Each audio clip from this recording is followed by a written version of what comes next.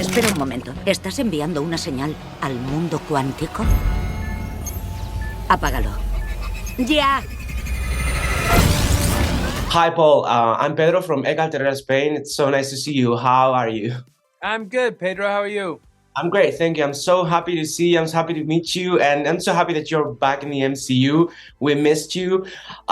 When you did the first Ant-Man, did you imagine you'd be here 8 years later doing press for Ant-Man 3?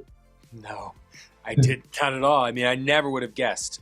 It was all still kind of new when I signed on. Marvel was not the big powerhouse, even though I knew that there were, these movies existed and that some had sequels. I understood what Marvel was in terms of comics and all this, that it would keep going. But did I imagine I would be doing the third one as well as showing up in other Avengers movies? No, I never knew that was going to be the case. In the solo franchise of Ant-Man, it's been getting bigger, and the scaling Quantumanía is huge. Even though its heroes are still tiny. How has Scott and you, through him, experienced that growth in scale and in stakes as the MCU has progressed? I think the character's grown. Obviously, he's been through a whole bunch, and he's learned a lot because, he's saved the universe. He's been in jail. He's been lost years with his daughter. He's been in the quantum. Like, a lot of things have happened to this guy. So that I think he values important stuff now, which is just time with his kid. I feel like that I've learned that a little bit too. I'm older now than when I first started this thing. My kids are older. I see them growing up. And I think that over the last several years, I mean, I knew this was the stuff that we value and prize anyway, but I really feel it now. I feel it now in a way that maybe I didn't just because my kids are getting, it's really because my kids are older.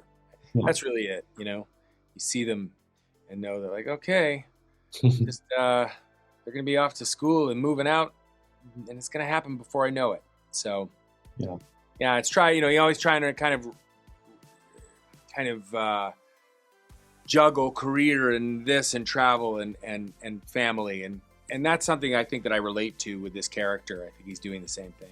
Speaking of family, that's something that's obviously at the core of this film and this franchise. And in this franchise, we have this family dynamic, and especially of the father and daughter relationship, which is like the center, the heart of the film. How did you welcome Catherine Newton to the family, and what was it like building that connection with her, which is the main motivation for Scott? That was easy because she is, she's just great. And when I met her, she was incredibly sweet. She is. She's very nice, and she's a giggler. Like, I always think a great quality in a person is they laugh a lot. She always laughs, and she's just so positive, and she has so much energy that I really immediately took to her. Like, I really like her, and besides the fact that she's very talented and she's really good, it just seemed like we kind of clicked right away, and then we fell into it. I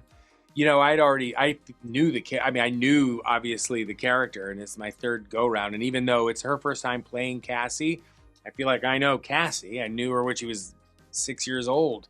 So, and what that relationship is like. And it didn't take many conversations. We didn't really we just kind of fell into it. I think she kind of knew also what she wanted to do.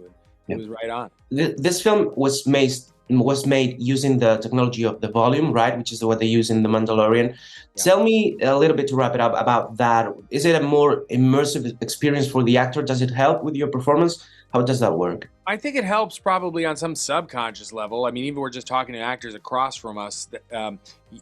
It's nice to see the environment we're going to be working in. It isn't always the case. We filmed in it sometimes, and other times it's just blue screen. But what it is an LED screen that just kind of wraps around us, so that when we're filming the screens, we actually feel like we're shooting in the quantum realm or whatever image they want to project. And it was the first time we ever got to do it. And it was incredible. It really was amazing. Normally, we have to see the movies when it's done to know what it is that we're looking at. No querrás que ella vea esto. Teníamos un trato.